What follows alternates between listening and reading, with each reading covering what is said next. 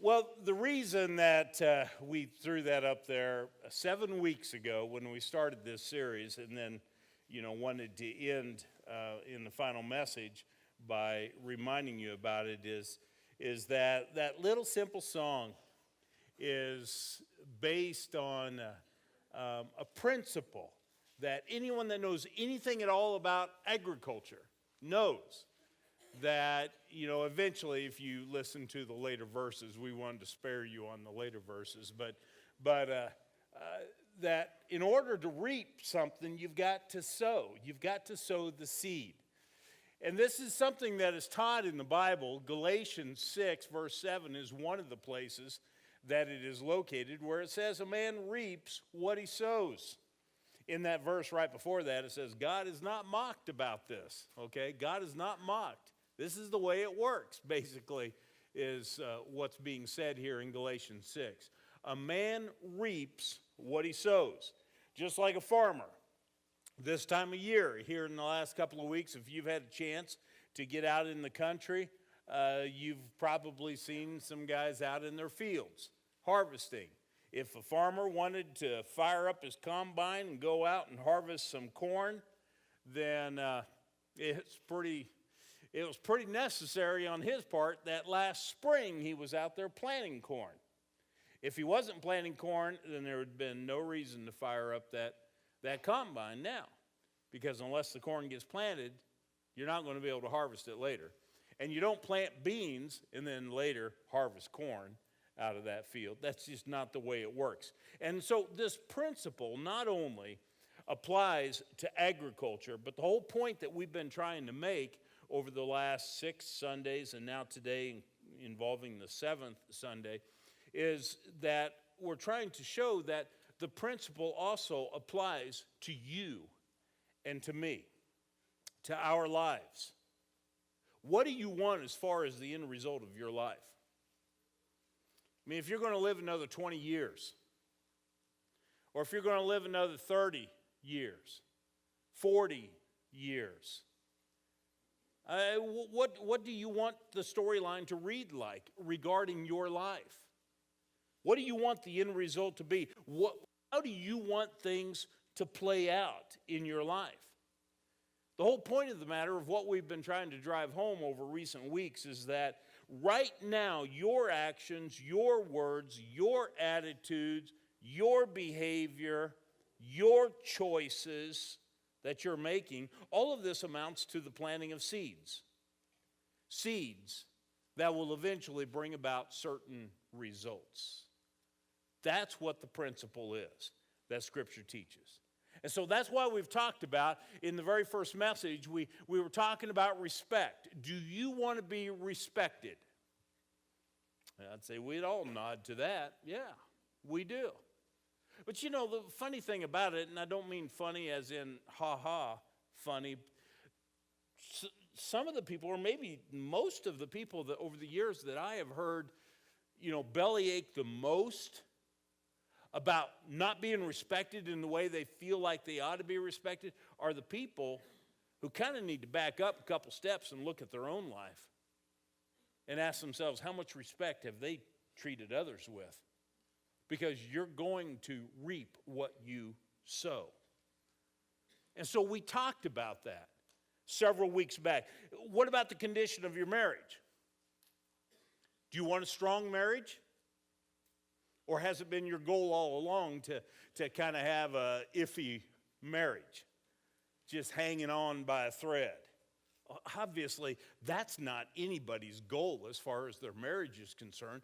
We all want a strong marriage. All right? If that's what you want to reap, then there are certain things you need to be sowing along the way. And so we talked about that a few Sundays ago. What about a strong faith? Brad Fogo stepped in on that Sunday and delivered that message. Do you want a strong faith? I would think most everyone in here is in agreement on, we're all on the same page as far as that goes. Well, if that's what you want, as far as your life is concerned, a strong faith, then there are certain disciplines that need to be sown along the way. There are certain behaviors you need to be engaged in regarding this book, regarding prayer, regarding settings like this that come around regularly. And if you're not sowing those kinds of seed, then the likelihood of you having a strong faith is really going to be reduced. Okay? So, and we've talked about friendships, meaningful friendships. Last Sunday, we talked about anxiety. Who wants to have their mind and their life ruled by anxiety all the time? So we talked about if you want to reap peace of mind, there are certain things you need to be sowing. And so we've been dealing with this principle all along. And now today, in the final message of the series, this represents the title of today's message, but it also helps you to see the direction we're going. Would you like to have a lasting influence on others? Is that what you want to reap in your life? Is that you really are making an impact in other people's lives, an impact that lasts? And I already know the answer to that question. I already know the answer for 99% of us in here is yes. I mean, Don, I'm not sure where he stands on if he wants to have an influence. But, everyone else in here, we all agree, right? We want to have an influence on others. 99% of us in here, when it's all said and done, our life is lived, we want to be able to look back and to see that we did something significant with our life. That we touched some other people's lives in a way that made a lasting difference. Yeah, I think we're all in agreement there. Now, that doesn't necessarily mean that we all want to become the next president, right? I mean, that, like these two folks, are trying to become the next president, and you're thinking, I intentionally went out and tried to find the most unflattering picture I could. No, I guarantee you, this was not the most unflattering picture. There was plenty more that I could have picked. But for those of us that are gathered in this room right now, there aren't very many of us in here, if any, that this is our aspiration. We want to be the next president. Or we want to be the first person to set foot on Mars. Those kind of achievements and all with our life, those really aren't on the radar for most of us. However, it's pretty safe for me to stand up here and say that we do want to be able to have some degree of lasting impact in the lives of our kids. I think that's something that, a lot of us share that conviction in common, that value. We want to have a lasting impact on our kids. And depending on your age and stage in life, we want to have a lasting impact on our grandkids. Yeah, that part is true. We want to have a lasting impact on that coworker that works in the next workstation or on the next bench out in the shop where we work at. We want to have a lasting impact. We've been working with them for 4 years now, but we want to have an impact that stretches way beyond 4 years. Yeah, that's a value most of us have. We want to have an impact on our neighbors, a positive one. Actually, if you're a Christian, your answer to the question, do you want to have a lasting influence on the lives of others, should be a resounding yes. Because Jesus made it pretty clear. I mean, from the very get-go in Jesus' 3-year ministry, this was something that, this falls in what we call the Sermon on the Mount, and it was fairly early in the ministry of Jesus that he laid this out there. There were several other things he talked about in Matthew chapters 5, 6, and 7, but this one here has a whole lot to do with our topic today, influencing others. And here's what Jesus said. You are the salt of the earth, but if the salt should lose its taste, how can it be made salty? It's no longer good for anything but to be thrown out and trampled on by men. You are the light of the world. A city situated on a hill cannot be hidden. No one lights a lamp and puts it under a basket, but rather on a lampstand. And it gives light for all who are in the house. In the same way, let your light shine before men, so that they may see your good works and give glory to your Father in heaven. You see, this is something Jesus, he laid it out there, as he did a lot of things in the Sermon on the Mount. He's basically saying, if you want to be a follower of mine, which obviously he wants us to do, he wants us to follow, but he lays it out and says, you want to be a follower of mine, this is what I expect from you. This is what you need to fall in line in accordance to. And he's talking about influence. You know, he brings up tasteless salt. I mean, that's what he's talking about early in the words that are on the screen. Tasteless salt. You know, and that's something that doesn't even normally cross a person's mind, tasteless salt. But he brings it up. And then he starts talking about lighting a lamp. You know, or in our case, turning on a lamp, but then putting it under a bucket, a basket of some kind. It's just like, that's kind of counterproductive. You know, we don't really see any purpose. It defeats the purpose of salt for it to be tasteless, and it defeats the purpose for a lamp to have a bucket or a basket or something stuck over the top of it. Well, and that's just the point. We're going to come back to that passage here toward the end of the message. When it comes to influencing others, let me bring to your attention three important things. And this will greatly increase the likelihood that you will be able to reap this in your life, this influence, positive influence in the lives of others if you take these three things into account. Number one, there is power in prayer. Now, I know that prayer can simply be seen as some religious formality.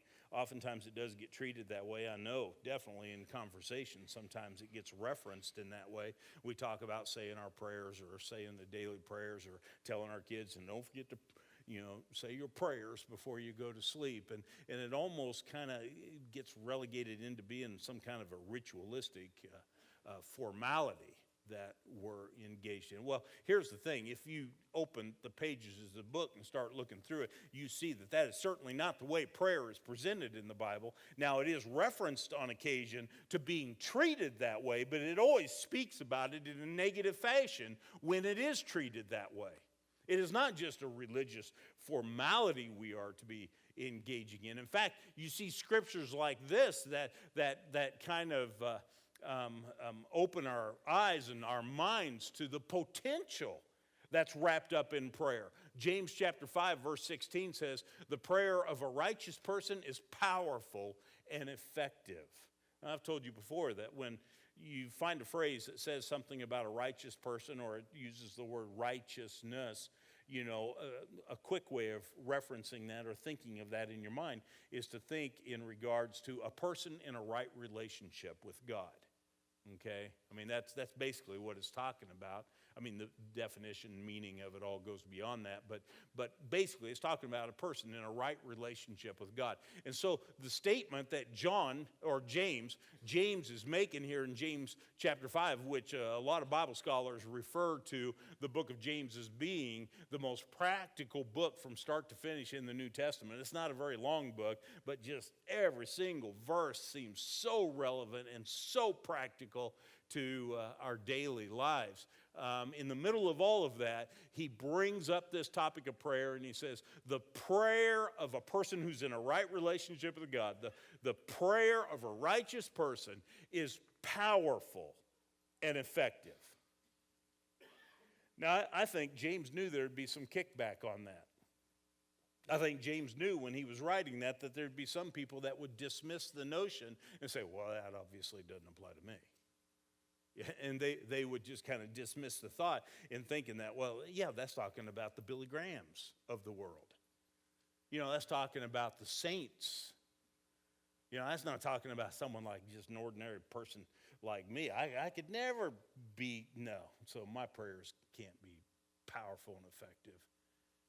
James knew there'd be some kickback on that. And that's why right after he makes the statement, he leads right into this. He says, Elijah was a human being, even as we are. He prayed earnestly that it would not rain, and it did not rain on the land for 3.5 years. Again he prayed, and the heavens gave rain, and the earth produced its crops. Now Elijah, he was the prophet, the spokesperson of God in the days of King Ahab, and you have heard the name of Ahab's wife, whether or not you remember the name Ahab. His wife's name was Jezebel. There wasn't anyone more rotten than Jezebel back in that day. And Ahab, he was no altar boy either in the way that he was living his life and kind of leading the nation.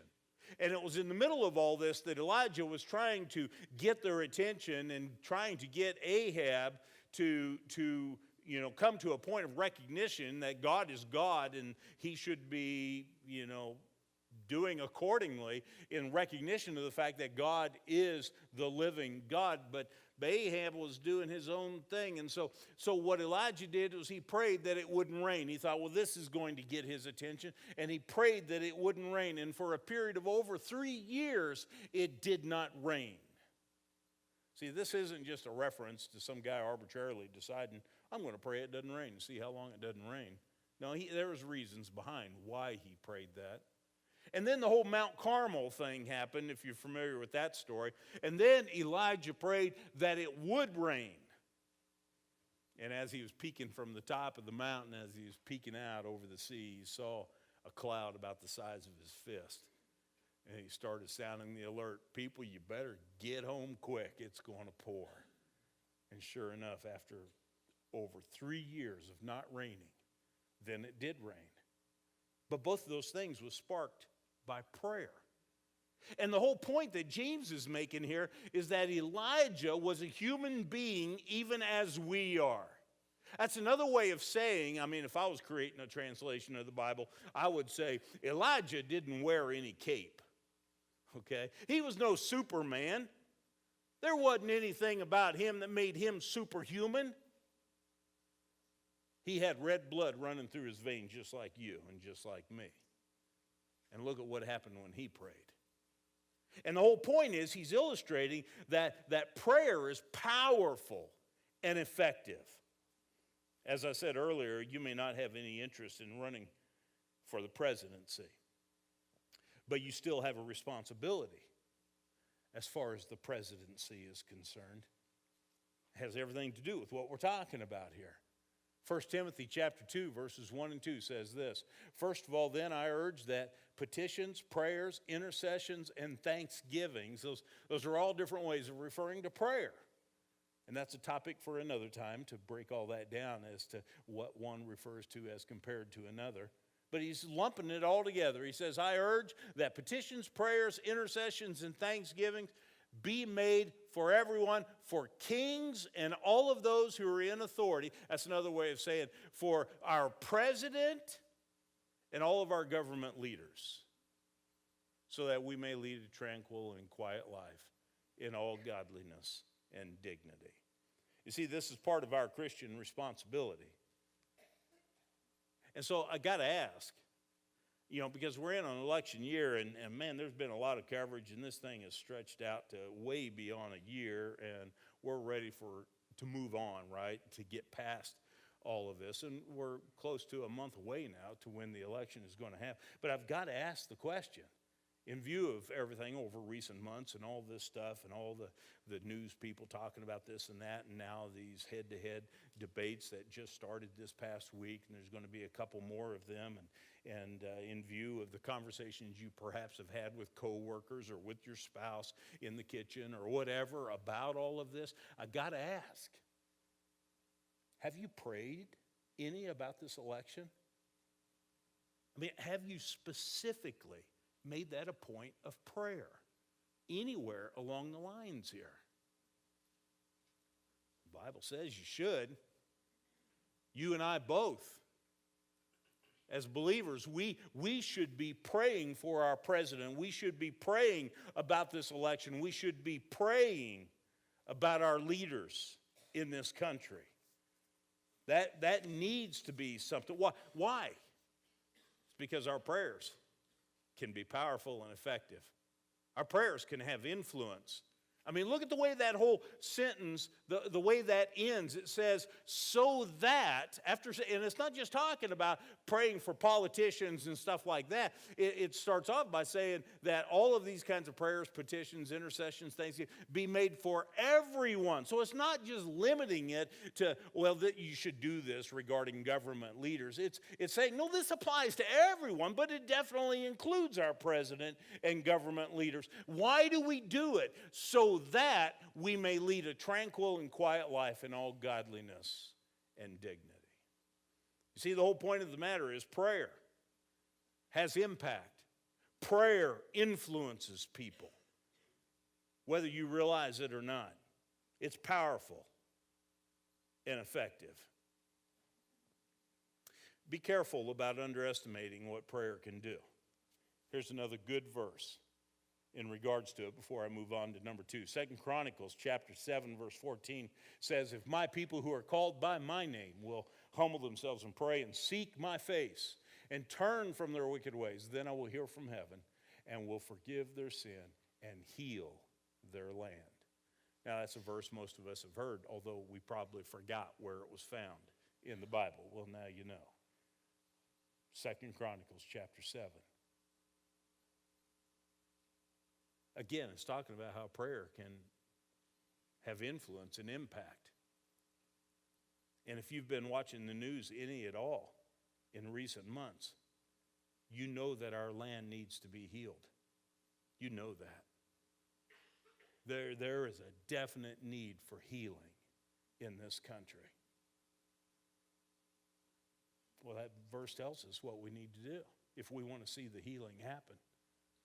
We need to be serious about approaching the throne of God in prayer. See, prayer does influence things. It changes things. But there's something else you need to know as well, and that is that there is power in the gospel. As we've just seen, prayer plays a key role when it comes to change, making a difference, influence.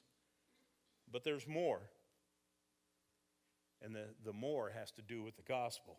Let me show you a couple passages. Romans chapter 1, verse 16. This basically is Paul's way of stating what his theme is. The book of Romans, all 16 chapters of it, just an incredible writing, really helping us to wrap our mind and have a much better understanding of salvation and how all that works. Well, here he kind of set the theme. This is what I'm going to talk about in this letter. He says, for I am not ashamed of the gospel, because it is God's power for salvation to everyone who believes, first to the Jew and also to the Greek. So that basically includes everyone, Jews and Greeks, everyone. But it refers to the gospel, which, when we think about the gospel, we're thinking about Jesus. We're thinking about what happened when he went to the cross and willingly offered himself on our behalf, died for our sin so that we could experience forgiveness. On the third day, he was raised back to life again. That's the nutshell of the gospel message. And what this passage is saying in regards to the gospel, not only that we shouldn't be ashamed of it, but it's saying that it represents God's power for salvation. God's power. And of course, that immediately causes me to think of, I think I've read that elsewhere. And you go to another letter that Paul wrote to the church in Corinth, 1 Corinthians 1:18, and it reads this way, for the message of the cross, which again, we're talking gospel here, he's just using different terminology. For the message of the cross is foolishness to those who are perishing, but it is God's power to us who are being saved. Both times the word power coming from the very same word, which you might be interested in knowing what that word is. If I transliterate the Greek letters regarding the word for power, they would be these. It would be D-Y-N-A-M-I-S.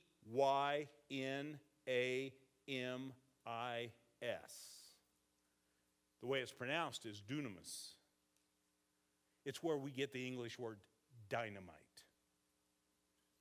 So in a sense, that's kind of what this is talking about. It's saying that the gospel is God's dynamite.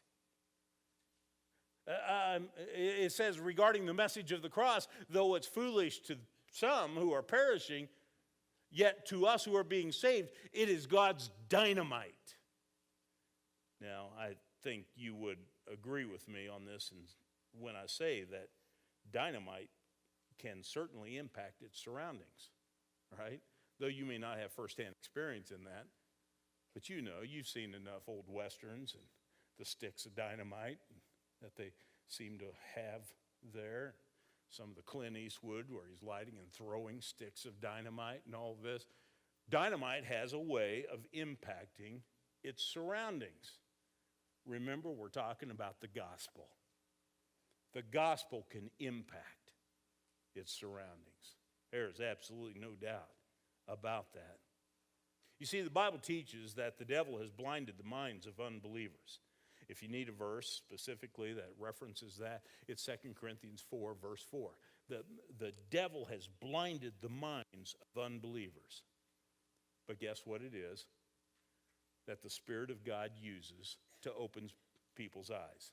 It is the gospel. It is the light of the gospel. It's through the gospel people come to an understanding of truth. Thy word is truth. I mean, isn't that what Jesus said? When he was praying to his Father in John 17, your word is truth. It's through the gospel that people come to an understanding of the truth, even though they have been previously blinded by the devil to the truth. See, this is a big part of the reason, and you're going to be seeing more with this verse. You're going to hear me talking about it next Sunday. You're going to hear at prime time on November 2nd, we're going to devote the entire prime time to talking about something very practical as far as sharing your faith. We're going to be sharing 4 different approaches of going about sharing your faith with your friends or your family or various acquaintances. But, we'll keep referencing this verse off and on over the next month. 1 Peter chapter 3, verse 15, it says, always be prepared to give an answer to everyone who asks you to give the reason for the hope that you have. But do this with gentleness and respect. We should always be ready and willing to be able to respond when someone initiates a conversation by throwing a question in our direction about, I just don't understand how you can believe all that stuff. Or, something along those lines. That is an open door that has just presented itself. And what the scripture says is we should always be ready to step through that door. We should always be ready with something to share. Now, that doesn't mean that you or I have to be equipped to be able to answer every single theological question that gets thrown our direction. If we wait until that time comes, then all of us need to keep our mouths shut. I know I do, and I would imagine most of you do as well. That's not what the passage is saying, is that we've got to be able to answer every single question that gets thrown in our direction. It's saying that if someone is approaching you and they're asking the question about, I don't get this, I don't understand this, and they're asking you because they know it's a value, a belief that you hold, and so that's why they're inquiring of you. That's what it's talking about. If someone throws some type of a faith-related question in your direction, be ready to share why you believe what you believe, why you have the convictions that you have, why you hold to the gospel that you cherish so much. Be ready to do that.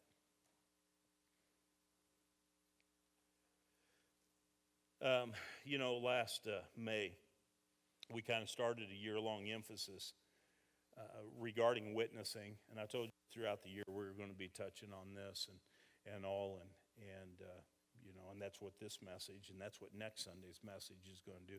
That's what November's prime time is going to do, and this all one individual pieces of the overall picture of the emphasis that we're trying to make. But one of the things that I did last May, and I think I even had a spot on your outline in your bulletin for you to write a couple of names, is I asked you to think of a couple of people among your friends and family who don't know Christ that you have associations with, that you have contact with. Think of a couple that don't know the Lord and begin praying for them regularly. Remember when I said all that last May? Now, if you, somewhere along the line, have forgotten or that's fallen by the wayside, I want you to activate that again. Keep praying, okay? And we've already talked about why prayer is so important. We just talked about that in this message. But now, the thing that I want to link up to that is that your responsibility and my responsibility regarding these acquaintances that we have that don't know Christ, we need to do more than just be praying for them. We need to take the opportunities when they present themselves to sow some seeds of the gospel. If we're hoping to reap, a spiritual decision on their part where they grow to know and to love the Lord, there's got to be some seeds that are sown there. And God's word, the gospel, has that power to do what you and I, in and of ourselves, we don't have. Now, there's something else I want you to know as well as we're talking about influencing others. Not only there is power in prayer, and there is power in the gospel, but thirdly, there is power in your example. There's something I need to explain about this. When it comes to influencing someone spiritually, oftentimes people fall into one of two groups. And I've just observed this over the years.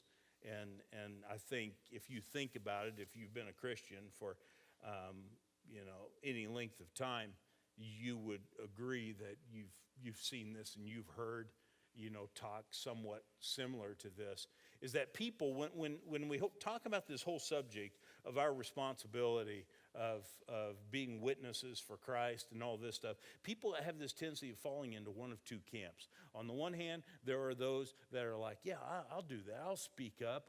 They're not shy about talking to other people, and so their attitude is, yeah, I'll talk to people about the Bible, what the Bible has to say, about their need for Christ, about what sin is, about heaven and hell, that there's an eternity out there. I'll talk about that kind of stuff. So you have some people that gravitate toward that, like, yeah, I'm not shy, I'll do that.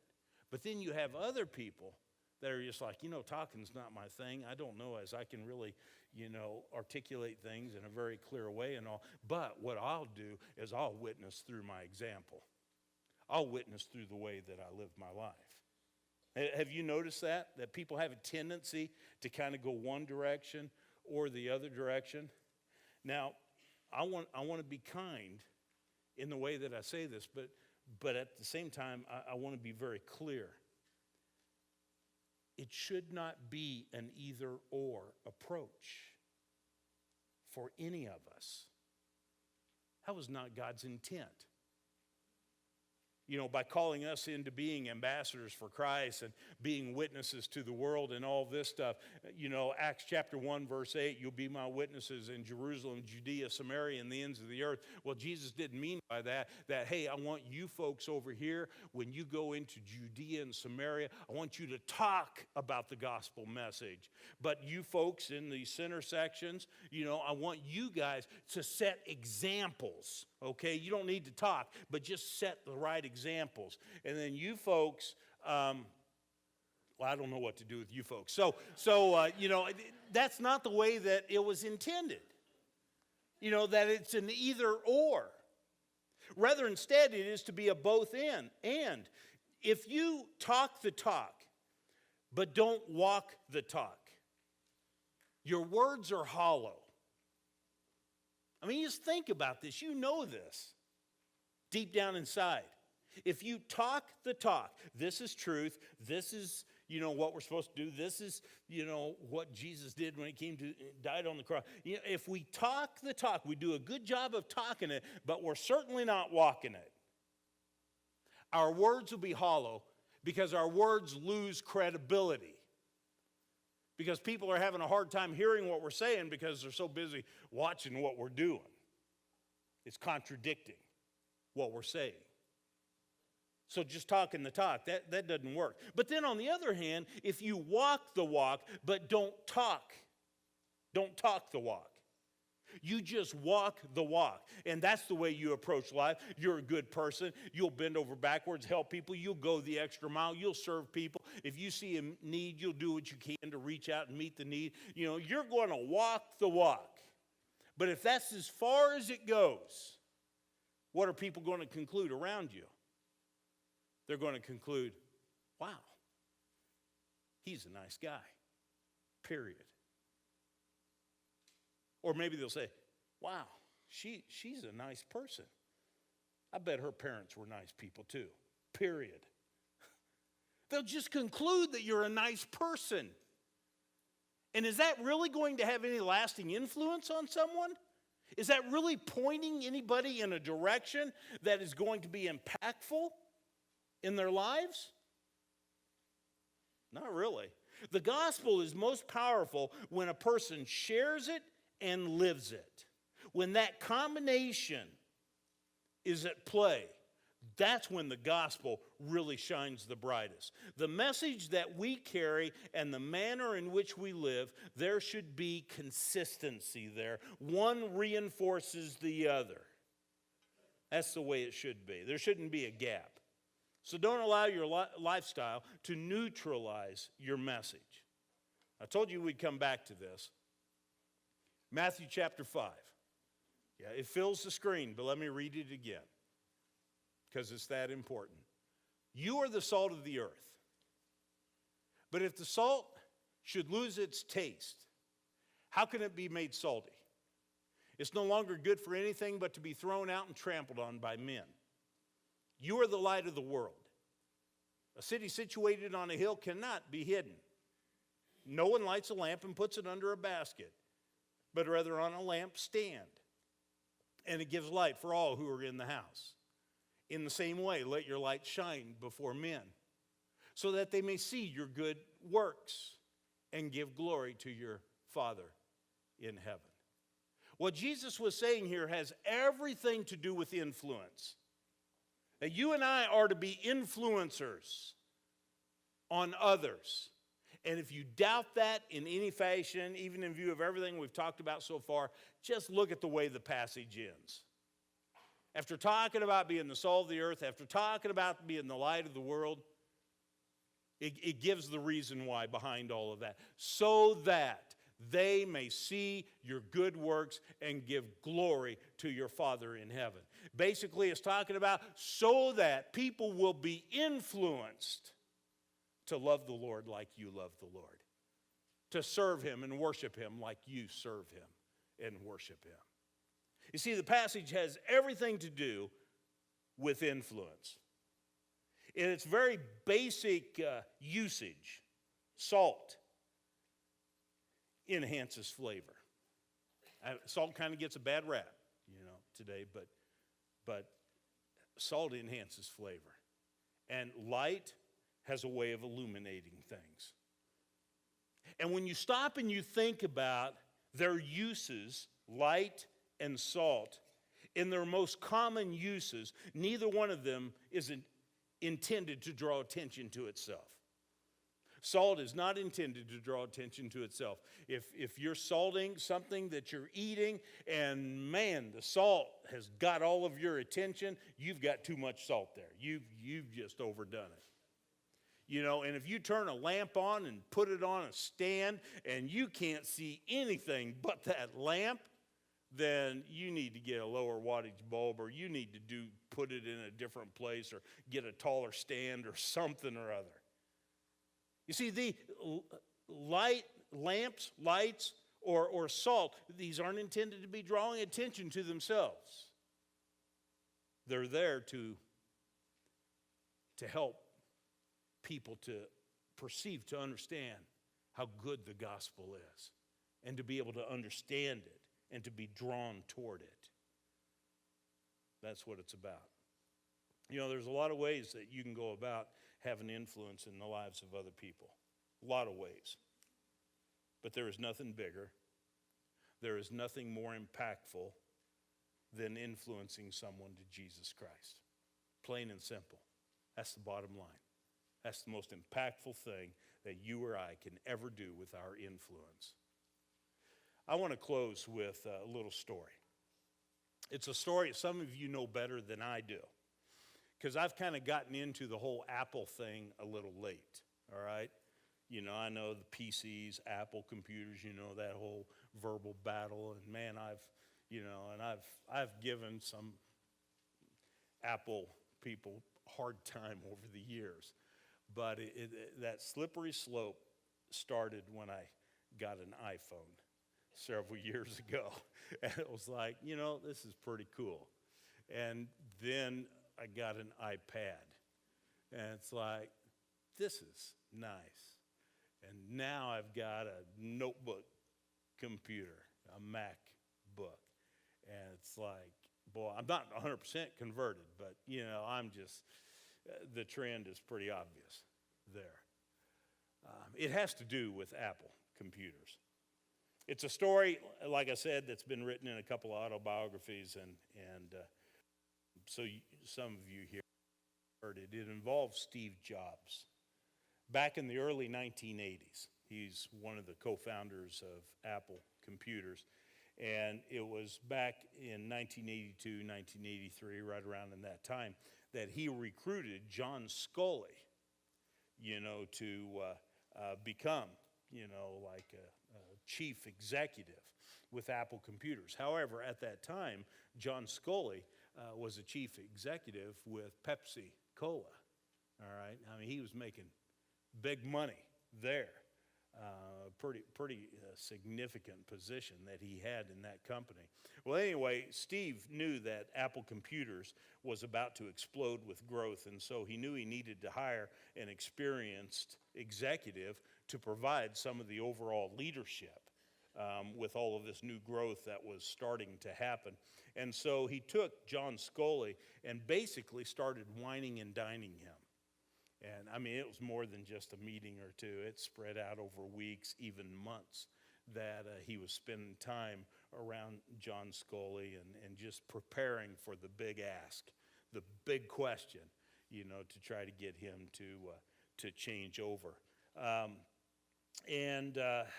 Even though he had spent quite a bit of time with him and all, he still had this sinking feeling that Sculley was going to turn down his offer. And so what Steve Jobs did was he took him on the rooftop of an apartment building that overlooked Central Park in New York City.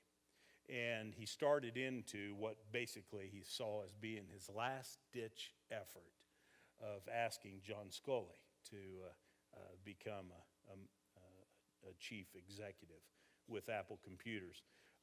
But even while he was talking to him and leading up to the question, he just had this feeling that he's going to say no. And so then he just stared John Sculley in the eye, and he asked him this one primary question. He said this: do you want to spend the rest of your life selling sugared water, or do you want to change the world? And John Sculley, years later, as he wrote about all of this that had happened in his years with Apple Computer, he said that question knocked the wind out of him. It really put things into a perspective. And I think if you know anything about computers, Apple, let alone just computers in general, you know how much of an impact it's had on our world. I mean, things are a whole lot different than the way a lot of us grew up, because of the influence, the presence of computers. And I don't know as a certain brand of pop, can make those kind of claims. So I don't think we would argue with that thinking where he was saying, do you want to spend the rest of your life selling sugared water compared to do you want to change the world? Because the computer revolution has really had a major impact on the world. But here's the thing I want you to think about as I close. We're talking about something here much bigger than either of those. Much bigger than the biggest pop company, much bigger than the most wildly successful computer company. We're talking about something that can shift all of eternity in the lives of people that we know, that we work alongside, that we'll spend time around during the holidays. We sometimes maybe sit right at the dinner table with. We have the potential of being used by God to influence things in such a way in people's lives that all of eternity will be different for them, will be much better for them because of what we're sharing, what we're speaking, what we're living in our lives. Yeah, we all want to be influencers. There is no more important influence than this. Our ushers are going to get up at this time and be preparing for our time of communion.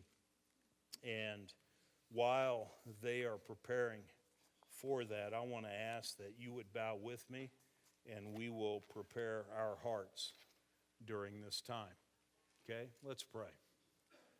Father, I'm thankful for this morning and the opportunity that it has given us to be able to just learn more from your word. And Father, I pray that we will take to heart the things that we've looked at, that your Spirit, that we will cooperate with your Spirit as your Spirit brings about conviction and directs us in the way that we should go. Father, thank you for Jesus. Thank you for the dynamite of the gospel. The fact that Jesus willingly, temporarily set aside his glory in heaven, and he came to earth, took on human flesh, lived among man, voluntarily went to the cross and died, taking upon himself the punishment of our sin. And then on the third day, he rose to life again, securing the victory. The victory for all eternity for each one of us that embraces him in faith. God, that's your dynamite, and we thank you for it. And we celebrate it during this time while we take the bread and we eat it in the cup and we drink it and we reflect on what happened to secure that victory. And Father, I just pray that now it's our turn. It's our turn to be used by you in a way that could change everything in the lives of people that we know, we associate with, perhaps that we live with, we rub shoulders with. Father, use us to influence people toward you. Help us to be the salt. Help us to be the light